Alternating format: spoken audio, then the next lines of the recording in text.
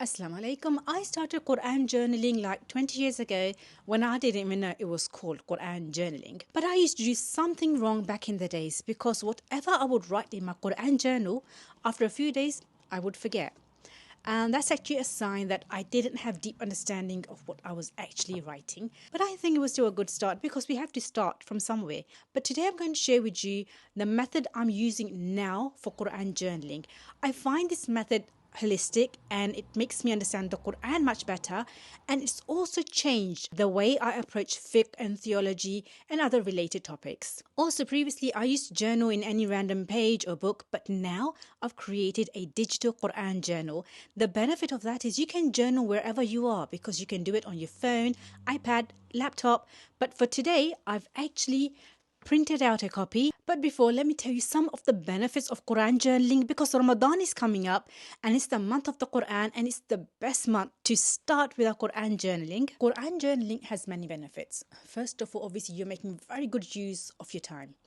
Secondly, it's an expression of your connection with Allah subhanahu wa ta'ala. It also provides an opportunity for you to express your deeper thoughts. Also in the Quran, there are so many different themes, and when you're actually reflecting upon these themes and writing them down, and then in life you come across those similar themes, you will have much better understanding of what Allah subhanahu wa ta'ala expects from you. Also in the Quran, you will find that so many times when Rasulullah sallallahu alaihi wasallam was going through those personal challenges, Allah subhanahu wa ta'ala used to console him. Similarly, when you are reflecting on those ayat, you will find that as though Allah subhanahu wa ta'ala is consoling you in your difficult times. Also, when you are Quran journaling, those thoughts that you're expressing, they actually become part of your behavior, and all of that becomes part of your life. So Quran journaling is not just about making good use of your time and studying the Quran, it's actually going to change your life for the better, inshallah. And I'm sure there are many more benefits of Quran journaling. Maybe you can share them in the comment section. So what resources are we going to use? Obviously, we are going to use our mushaf. And in my case, I've printed out the Quran journal as well. And in terms of the Tafsir books, I've only got 2 physical copies. I have Tafsir Ibn Kathir and I have Taddabur Quran. But what I also have is basically this app. It's really good. It's called Al-Bahith Al-Qur'ani. And on this app, you have lots of Tafsir books, but they are all in Arabic. My first choice is always the physical books that I've actually got. But if I need to understand an ayah more, then I will use this app. The surah I'm going to study today is Surah Al-Qamar. And before reading the Tafsir books, I will actually recite the surah. Not just one time, I will actually read a good few times until I feel like I'm able to understand the theme of this surah. And now I'm going to start reading Tafsir Ibn Kathir. This was actually one of my first tafsir book I bought like decades ago. So let me just start reading and then I'll get back to you in a bit. Before I start writing down my Quran journal, I just want to share with you some of the methods which I use for Quran journaling. So the method I used in the past, it's just basically called verse mapping. So you just take an ayah from the Quran and you study that ayah. And a problem I found personally just doing verse mapping is that sometimes you can actually detach that ayah from its position in the entire surah. So sometimes you might read the context, but you won't understand how that particular ayah is connected to what's before it, what's after it, how it's connected to the overall theme of the surah.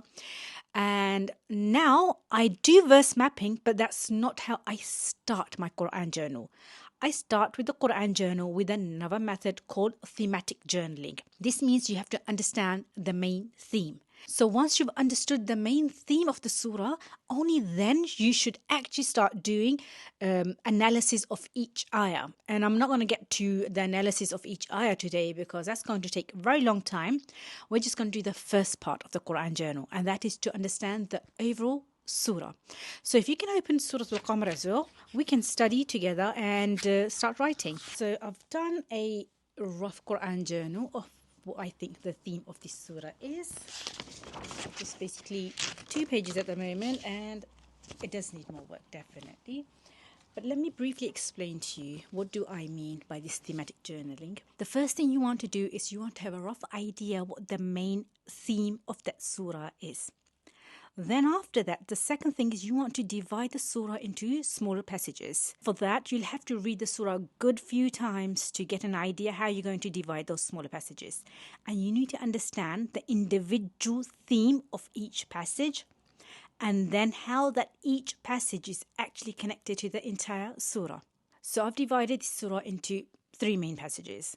The first one from ayah number 1 to 8, which is like an introduction. It starts with a warning of the day of judgment. And the reason the warning is being given is because these people are denying the message. They are denying the messenger. So there's a denial of the Quran. And in this introduction, a very important verse was mentioned. The words were mentioned, hikmatu baligha. Hikmah means wisdom. And one of the things that wisdom entails is you actually learn lessons from others' mistakes before even repeating that mistake yourself. So because Quran, it's a book of wisdom, Allah subhanahu wa ta'ala wants us to understand that wisdom. And the thing the kuffar were doing, they were rejecting the message of Rasulullah sallallahu alaihi wasallam. So now Allah subhanahu wa ta'ala, in the main body, He gives examples of 5 nations who were repeating the same mistake which the kuffar in the time of Rasulullah sallallahu alaihi wasallam were doing. So the 5 nations whose examples come are Nuh, then Ad, then Thamud, and then Lut, and then Fir'aun.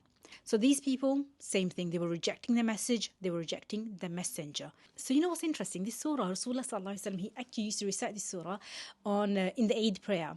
And when I first read that he used to recite in the Eid prayers, my first understanding was like, this surah is all about warnings. And Eid is a happy occasion, so why a surah of warning on a happy occasion? But then it makes you think it's not just a surah of warning. It's also a reminder where Allah subhanahu wa ta'ala keeps on saying, Quran's a very easy book to understand. Is there anyone who wants to understand? So it's definitely talking to the disbelievers in that particular context where they're rejecting the message of Allah subhanahu wa ta'ala. But it's also kind of communicating with me and you, and it's saying to us, it's an easy book.